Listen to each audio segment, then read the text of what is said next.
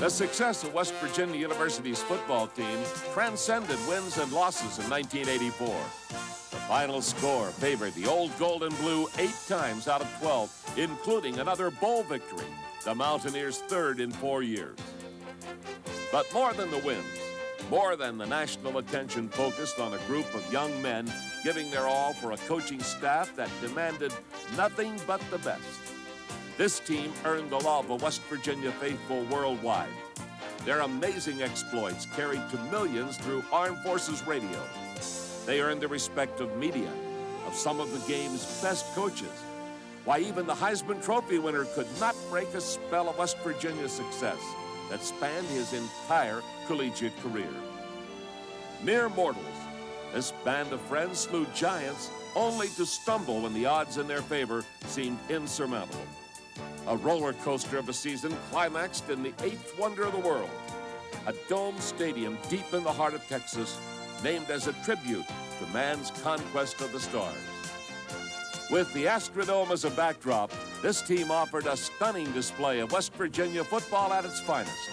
A combination of wide-open passing, power running, and bruising defense, getting the best of a good Texas Christian team in the Bluebonnet Bowl.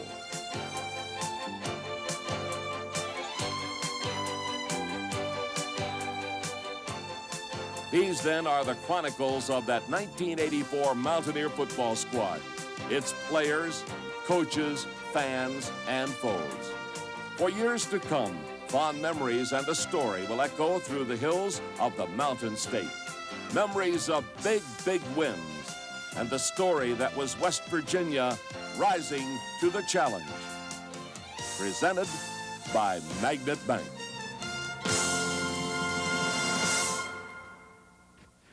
Magnet Bank is happy to bring you the highlights of the 1984 West Virginia football season. It was a year we won't forget. The memories of those big wins and exciting finishes will last forever. Magnet Bank is proud to be a part of West Virginia football as a major sponsor of the Mountaineer Sports Network and West Virginia University. And we're pleased to bring you Rising to the Challenge.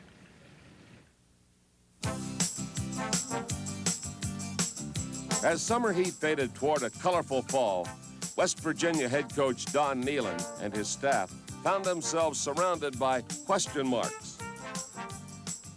The 1984 football season was here, but many of the players who had put West Virginia back on the college football map had departed.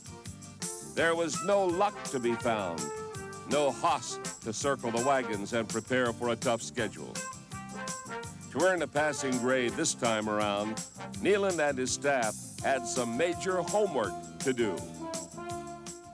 Looking at the '84 season, we know that defense is the name of the game. We have to replace almost our entire defense, and on offense, who's going to be the quarterback? Their first quiz began at 5 o'clock on a late summer Saturday at Mountaineer Field.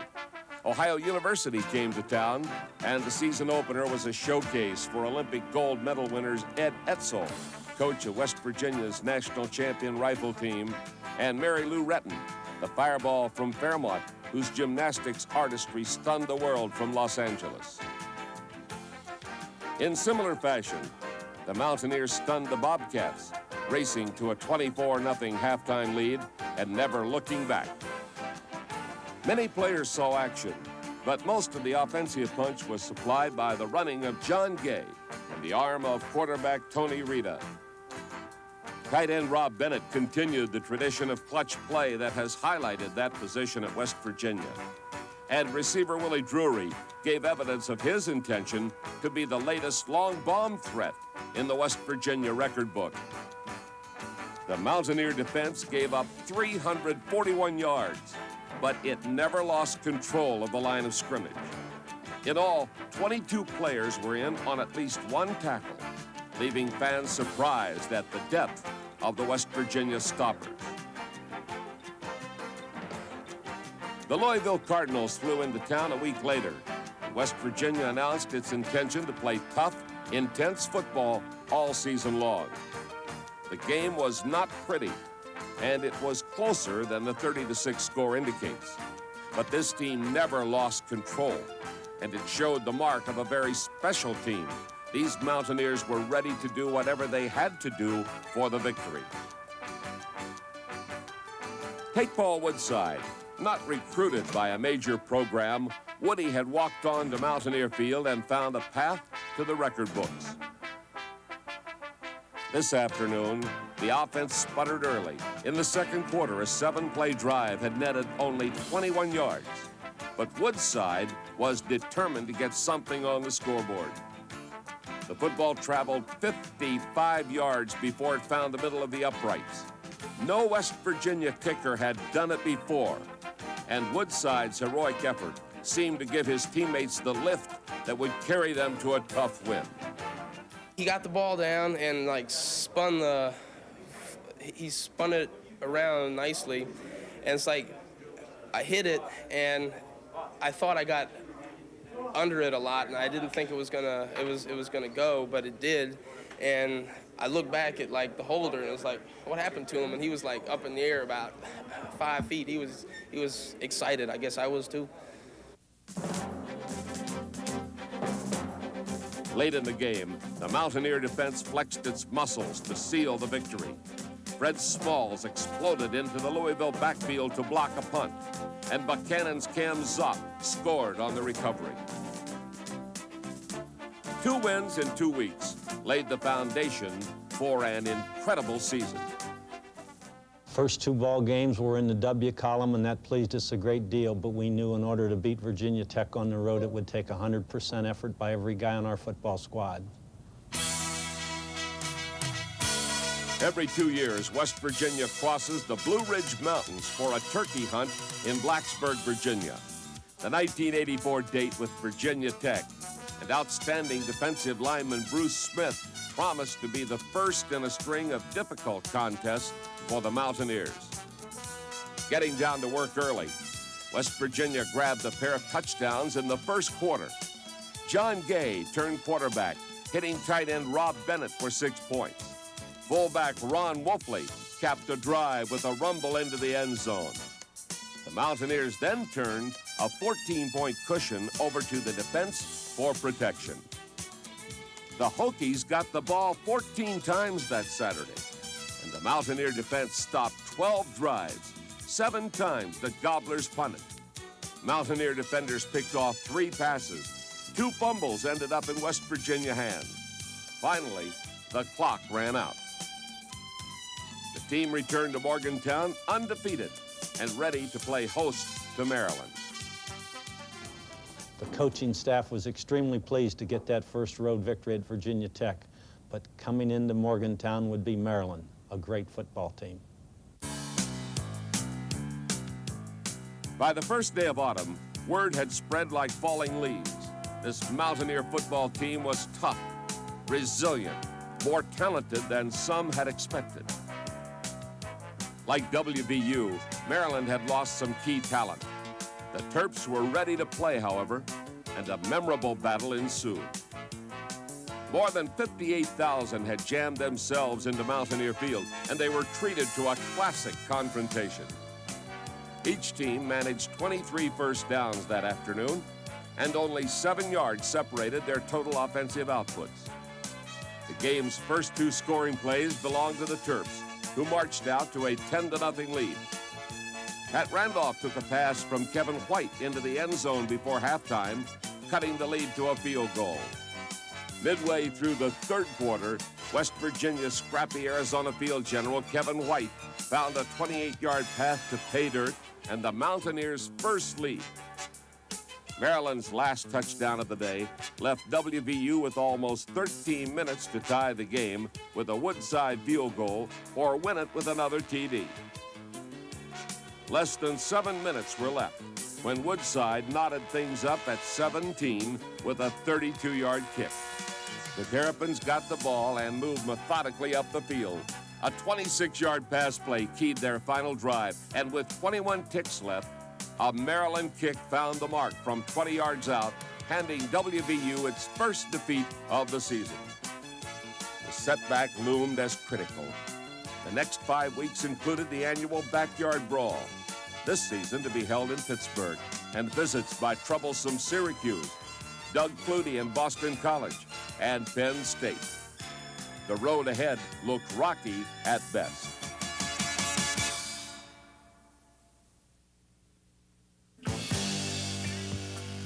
The trip to Pittsburgh brought together two teams coming off losses, but the similarities between the two ended right there. The Panthers had not won yet in 1984, losing the season opener to eventual national champion Brigham Young, dropping a game to Oklahoma, and then being surprised by Temple. Nobody expected Pitt to be winless after 3 games, and very few college football fans expected the Panthers to drop a 4th straight game. But that sunny September afternoon, the Mountaineers added another trophy to their 1984 collection. West Virginia played tough, the kind of football that made legends of players like Sam Huff, Bruce Bosley, and Fred Wyant. Total yardage favored the Mountaineers 319 to 293, and West Virginia racked up 153 yards on the ground. Pitt could manage only 118. You know, that Pitt game was really something because it proved to our young defense that we can play against the best and stop the run.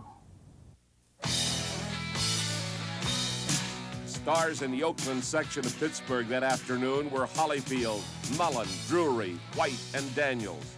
John Holyfield scored twice for WVU, the first and last touchdowns of the day. Kevin White completed 15 passes without an interception for 166 yards, and his 31-yard touchdown strike to Willie D gave West Virginia a lead it would not relinquish. West Virginia's defense was pressured severely in the 3rd quarter when Pitt held on to the ball for more than 10 minutes. The old gold and blue bent a little, but it never gave in. Pitt scored 3 points and was held scoreless the rest of the way. The 4th quarter was showtime. Kind of battle you like to see from these two old rivals. Good, strong, tight game, very physical game. Here's a beautiful punt by Jellick. Backing up now. Willie D behind the 30, comes over the 30, over the 35, the 40, over the 45, the 50, down to the Pitt 45, swings to the right, over the 40, the 35, the 30, the 25, the 20. He's off and running, the 10, the 5. Touchdown, West Virginia. Willie D pulled it in. That's about a 70-yard return. He went this way, that way, back over the other way. West Virginia picked off a John Congemi pass to set up the game's final score, and the Mountaineers left Pitt Stadium victorious for the first time in a dozen years.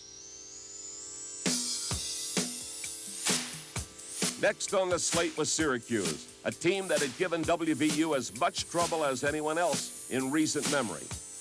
The Orange had won 7 of the preceding 9 games in the series. Syracuse had spoiled good seasons in the recent West Virginia past, and the Mountaineers seemed determined to even the score. Like other games this season, West Virginia lost some of the statistical contests that afternoon, but the final score read WVU 20, Syracuse 10. Paul Woodside broke the 50-yard barrier again with a field goal from 53. And Kevin White had another solid performance, throwing for 135 yards and a touchdown. The Mountaineer defense combined for a dozen tackles for loss, and the pressure kept Syracuse scrambling and the Mountaineers in control. The highlight of the afternoon? How about another trip to the races from Willie D? The New Jersey speedster trotted toward his own end zone late in the 2nd quarter to receive the kickoff after Syracuse had taken a 7-3 lead. McCauley kicks it high, not deep. Drury under it at his own 7, out over the 10, the 15, swings left, up over the 20, 25, coming back there after him, 35, the 40 turns on the speed, stiff arms a man, he's down to the Syracuse 30, the 20, go Willie, go, 5, touchdown, West Virginia, Willie D brings it all the way for a touchdown, all the way, West Virginia jumps back into the lead. The win left WVU 5-1 and ready to entertain what some observers called the most exciting little man in the game, Doug Flutie and his teammates from Boston College. Naturally, in preparing for Boston College, what do you say? Doug Flutie's the key. We have to find a way to stop him. Our defense just has to play magnificently tough football every single snap. Traditionally one of the most physical games on the Mountaineer schedule, the hitting was as fierce as ever. A crowd of more than 60,000 and an ABC television audience looked on as the Eagles raced to a 20-6 halftime lead and looked ready to open things up. The teams traded possessions early in the third quarter, and the Mountaineers finally got on the board again when Woodside hit a 23-yard field goal. 11 points separated WVU from the Eagles. Outside linebacker Scott Dixon keyed a pressure defense that forced BC to punt on its next possession.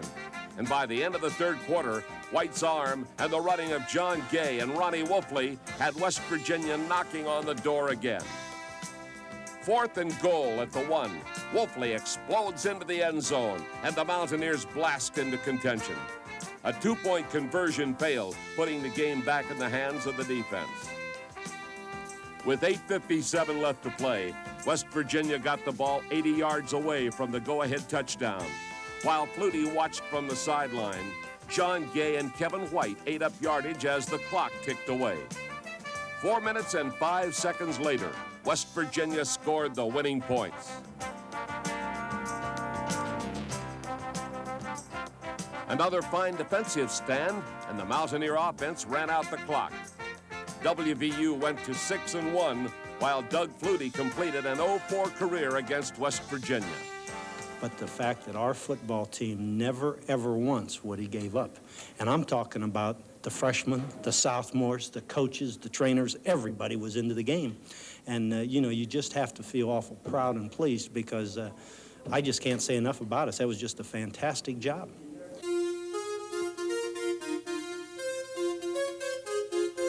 The frustration of a losing streak is nothing new to West Virginia football. Ask any Mountaineer fan who has seen a Penn State game since Ike was in the White House. Year after year, decade after decade, valiant efforts fell short, and the Nittany Lions won game after game after game.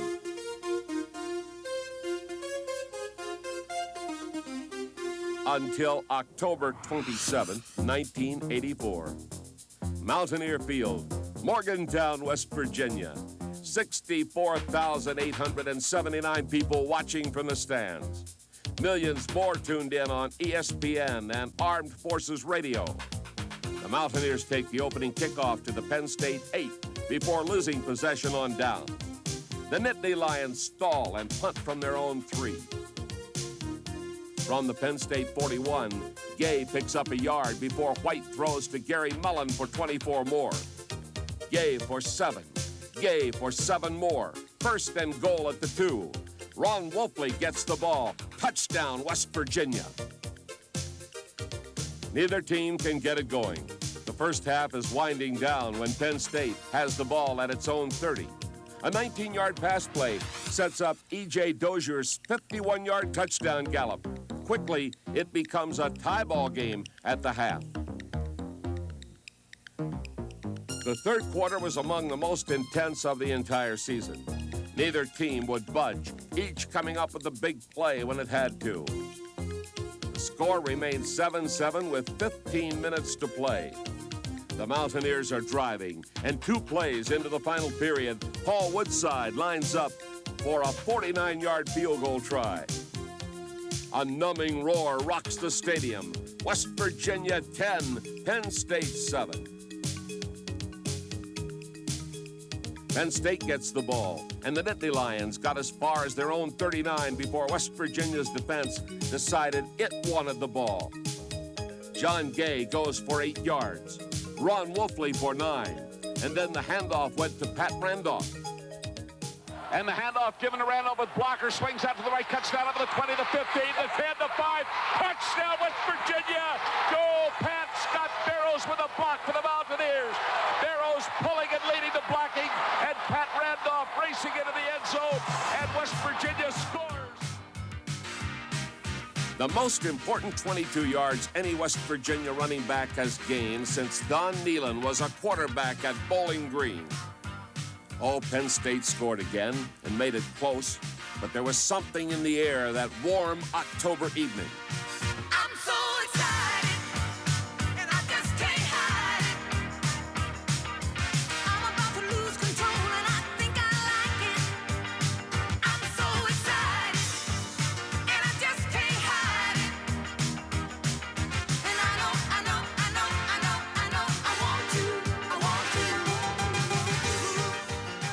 This Indian summer night, a stadium that became the state's 5th largest city, saw the torch of heroism passed to a young running back. 22 yards, no more than 24 graceful strides into history. West Virginia 17, Penn State 14.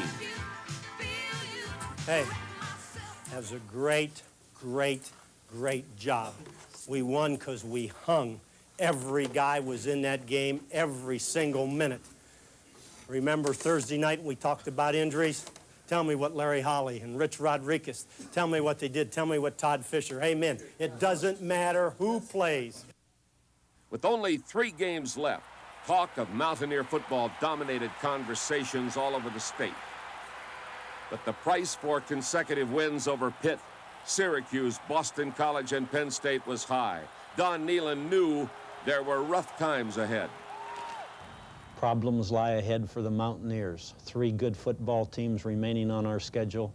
Most everybody felt that our season was over because we had just beaten 5 of the best teams on our schedule. A resurgent Virginia team came to Morgantown the following week and practically shut West Virginia out. The Cavaliers piled up almost 400 yards in total offense, including 349 yards on the ground. A defense that had stopped the best teams in the East was suddenly riddled with injuries. The Achilles heel did not get better in time to stop Rutgers. Another program on its way back, the Scarlet Knights took their turn at finding holes in the West Virginia defense and ran away with a 23-19 victory at the Meadowlands. The only highlight of the game for WVU came in the second quarter when Paul Woodside, hitting a 21-yard field goal, became West Virginia's all-time scoring leader. Suddenly and without warning, the Mountaineers had gone from major bowl contender to a team struggling to regain a once awesome balance of high-powered offense and stubborn, stingy defense. The final regular season game would be played in Philadelphia against Temple, a club that had been tough on good West Virginia football teams before. A crowd of 25,000 showed up at Veterans Stadium to watch both clubs trade the lead several times before the Mountaineers went ahead 17-16 on a 34-yard pass from Kevin White to Willie Drury. With 2 minutes left to play, WVU was in the driver's seat, leading 17-16. The Owls got the ball one last time and used their 2-minute offense to perfection. 4 seconds were left on the clock when Temple lined up to attempt a 41-yard game-winning field goal. It was up and no good, but there was a flag on the play. West Virginia was offside. 1 second left, 5 yards closer. The kick was perfect, and the Mountaineers were 7-4. The Temple game kind of typifies the last 3 games of our season. We had the game won, we lined up offsides, left them kick a field goal to beat us. The final record was not what coaches, players, and fans had hoped for. But the Bluebonnet Bowl and the chance to play an up-and-coming Southwest Conference challenger in Texas Christian was almost too good to be true. The old Gold and Blue was off to the Dome. Some called it the best trip ever. Others would not stop having fun long enough to compare. And every indication pointed to a game that would provide an exciting and fitting climax to a super trip. Most WVU fans expected a good football game, but nobody anticipated the kind of performance that unfolded in Houston during the final hours of 1984. West Virginia's offense exploded, led by a 280-yard night from Kevin White. The senior from Casa Grande, Arizona, finished his collegiate career in Mucho Grande style, 16 for 30, 3 touchdowns. Gary Mullen had a lot of fun that night, too. He caught a touchdown pass, which has become old hat to him. Wayne Brown to the right and Gary Mullen to the left. And back goes White, firing deep and racing downfield on the far side. That ball is shot, pulled in by Gary Mullen for a touchdown for West Virginia. Gary Mullen went beyond the secondary He beat Billy Jones and Garland Little. Takes it into the end zone, a 62-yard pass and run for the touchdown, and a little dance from Gary Mullen, the senior from Clairton, PA. And then he threw a key pass for a look at things from the other end of the ball. Willie Drury had a tremendous receiving night, catching half a dozen strikes. Ron Wolfley and John Hollyfield joined forces to provide most of the ground attack. Overall, WVU picked up 200 yards on the ground while holding the Horned Frogs to just 92. In the air, White and Mullen totaled 302 yards to Texas Christian's 187. Paul Woodside added a field goal to the final total, and the Mountaineer defense went out with the kind of bang that had earned the squad respect from players and coaches alike. Youngster Stacy Smith intercepted a pass, and the play was a symbolic gesture of the season past, the future, the state of West Virginia football in 1985. Don Nealon has made this program a winner. The '84 season is history. The Blue Bonnet Bowl victory was big. It set the stage for what's going to happen in '85. We feel good about our program. We have football players at every position. We're anxiously awaiting the '85 challenge. Every year, the names that dominate the sports pages move on. In their place will come new faces ready to make a name for West Virginia. Paul Woodside has moved on, but only after leaving his name dotted throughout the WVU record book. His may be hard shoes to fill.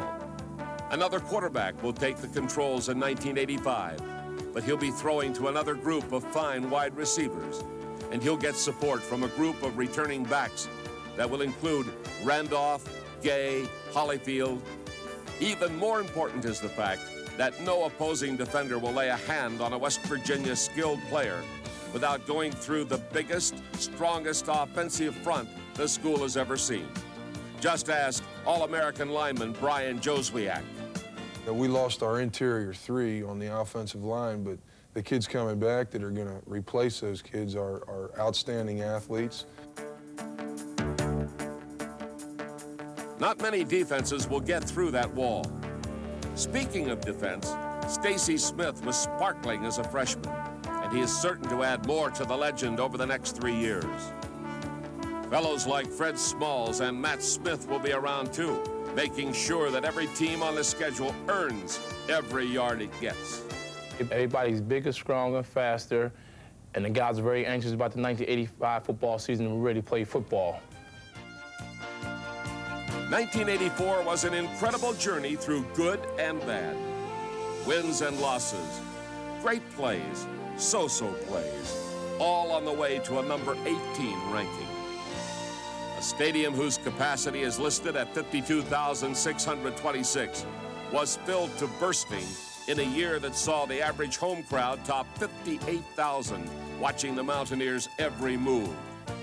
Those players will talk about this season for a long time to come, remembering a time when they laid it on the line and wove a tale about rising to the challenge.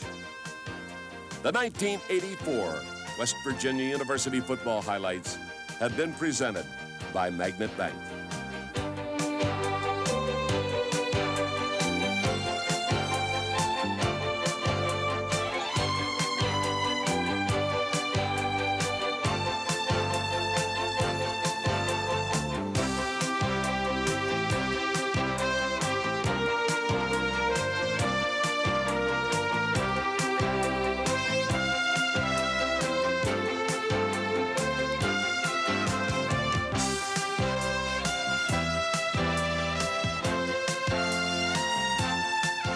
This has been a Mountaineers Sports Network presentation.